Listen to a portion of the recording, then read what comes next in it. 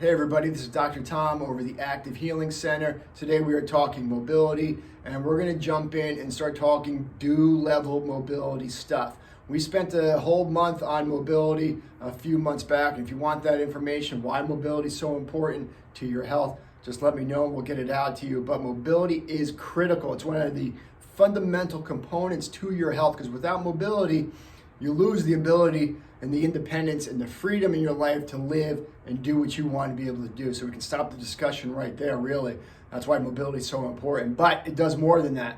It stimulates your nervous system, which stimulates your organ systems. So mobility is critical to your overall health. Without mobility, your body deteriorates and degenerates at a faster rate. And one thing we want to kind of start to get people off the thought process here is, well, if the area is not working well or I'm weak in an area, we should avoid certain movements. Well, not really. We want to get those areas involved.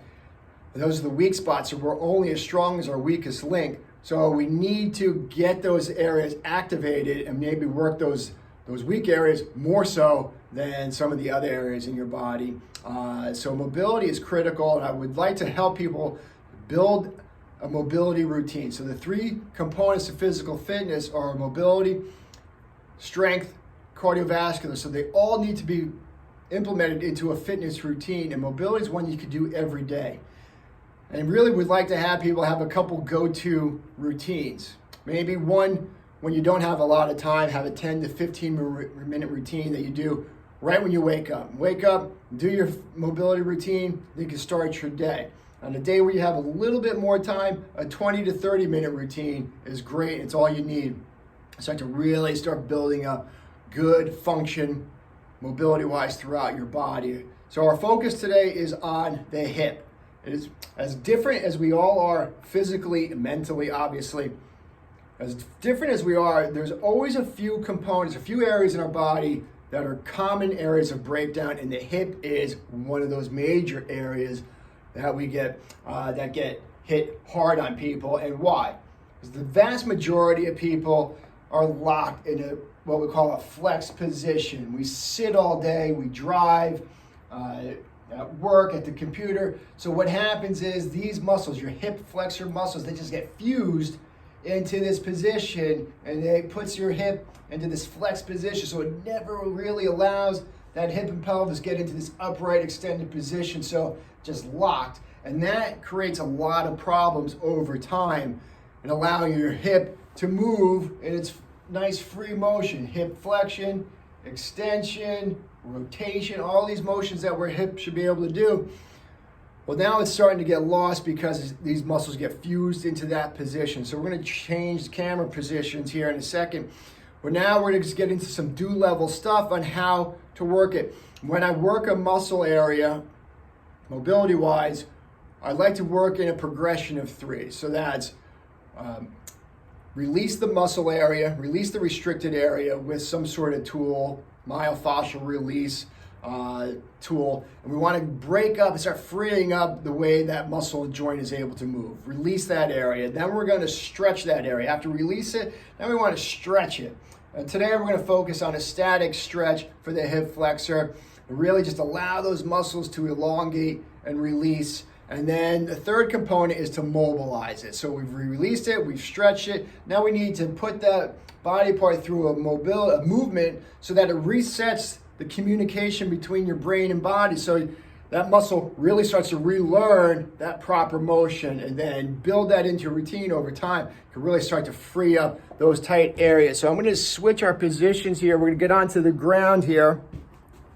It's going to drop this down, and we're going to start hitting some of our release movements here. So how do we release the hip area? So first tool we can use here is a foam roller. Actually, before that, let's talk real quick about how do you know if you have a hip problem. All right, certainly pain or symptom, but we don't like to be waiting until pain kicks in. You know, there's an old saying, listen to your body whisper so you'll never have to hear it roar. So pain is your body roaring that there's a problem in the area. Whispers are you feel some tightness.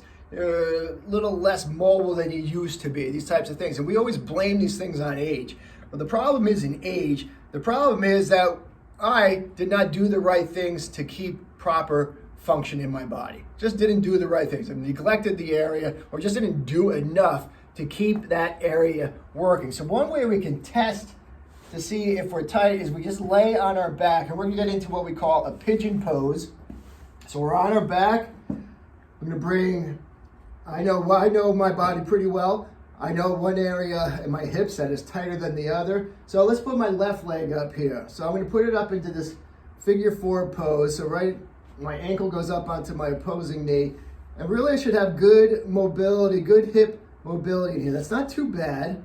I don't feel much restriction in there. It's not perfect, but not too bad here. I have good play, good joint motion in there. But if I put my right leg up, you can see here how it's locked into this angle right here. And if I push, well, that feels tight. That is very restricted in there. And this is my problem side. My right side, I do have some symptoms in there. It's tight and restricted. So this is the tight area on me. We always want to work both areas, but that's one way you can check to see if you have one side that is restricted. We should be able to get that nice and flush without forcing it into that position. But if it's locked into this area, some people can't even get it into this position. They have no motion in there at all, but that's a good way to check. So when I start to release it, well, I'm gonna use my foam roller in a couple ways. One is we could work the butt muscles. Those are powerful players in your hip and your hip mobility. So I just sit on the foam roller and I just rock and roll, all right? And I always tell people, find the tender spots. You know, those are the muscles that are tight. That's the area that is real restricted. That's what we want to get into. It's not easy to inflict pain on yourself, but this is the area that we want to work. Set a timer, 20, 30 seconds. I'm not asking you to do this all day long. It's not that it takes a relatively short amount of time. Get in there, work it. Switch sides, always do both sides.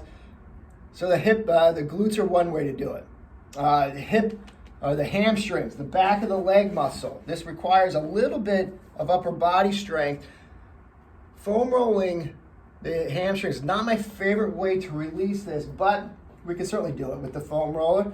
And leg stays straight. I've just put that foam roller in the back of my leg. And again, rock and roll. All right. Change the angle, just rotate the leg a little bit, hit into the hamstring a little different, a couple different angles. Do both sides again. Third one, hip flexor. That's the one that we're gonna hone in on here. This is a really good way to work the hip flexor. And again, I put the hip flexor, I get right onto that foam roller, face down. I'm a little bit angled to get right onto that hip flexor muscle and just again roll. This hits it really well. All right, so we're gonna work this 20, 30 seconds. If it's real tight, you can do it a little bit longer, maybe up to a minute. And again, work both sides. So that is one way to work it with the foam roller. Other tools that we can use here, you have this rolling pin. All right, so we can roll out the muscles, roll out your hip, the quadriceps into your hip flexors. The lateral leg muscles, we can work the lateral leg tissue, I should say. Hamstrings, probably a little better way to work the hamstrings is with a tool like this. So we can definitely work with the roller. How about another tool? It's ones we use in the office. This is a pretty powerful tool. It's got a great headpiece on here to really dig in. This is a vibrational type of tool, really digs into these muscles really well. Now, for home use, well, you have things like Theraguns. These percussion type tools are awesome to use. Theraguns, the Vice, I believe is the other one that I like. It's real easy to hold, but you can work these areas real well.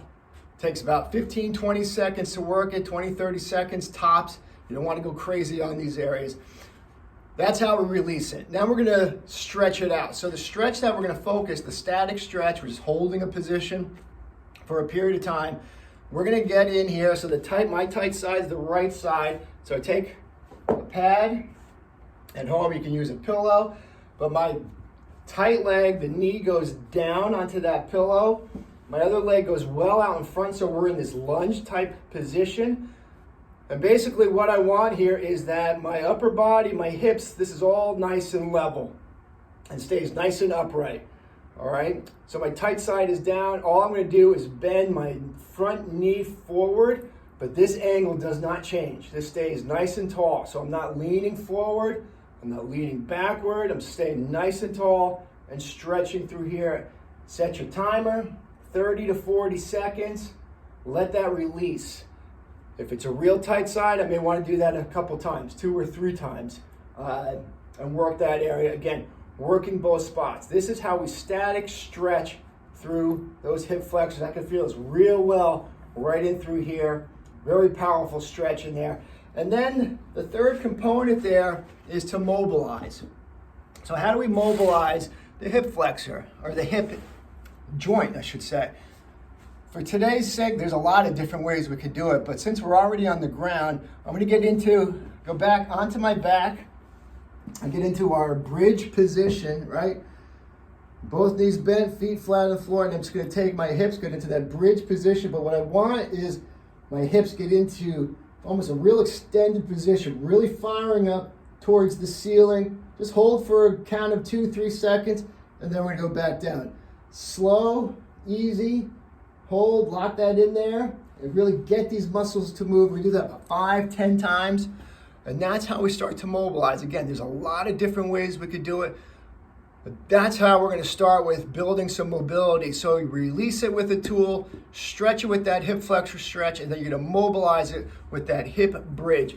But start building this into your routine. If you have any questions about your mobility, about a certain body part that needs some help, please give us a call. We're here to help, but let's get moving. Thank you.